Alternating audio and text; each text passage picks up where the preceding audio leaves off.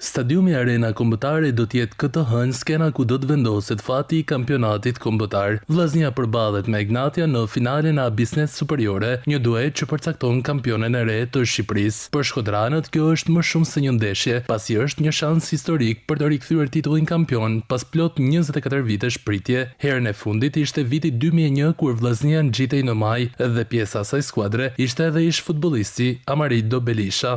Në rol parë si tifoz i vllaznisë, rol dytë si ish kampion, sigur se kena qenë qysh në 2001 hera fundit që na shpall kampion. E shpresoj dhe uroj që të gëzohet Shkodra me këtë titull, sepse jena më afër se kurrë. Është grupi më i plotësuar se kurrë, është përgatit çdo gjë me presidenca, është e përgatitur maksimum, çdo gjë domethënë ka ardhur në një pikë që duhet trofeun ta sjellim në Shkodër. Shoh një ndeshje të vështirë për vetë faktin sepse Egnatia tashmë ka marrë atë fizionominë e vet, ka një projekt afatgjatë që po i funksionon për vitesh, por duhet të shoh domethënë po të shikosh rrugën e Egnatias në këtë periudhë ka qenë më e keqe se sa e jona, për vetë faktin sepse vllaznia ka pas një rrugë më të mirë, më të qëndrueshme.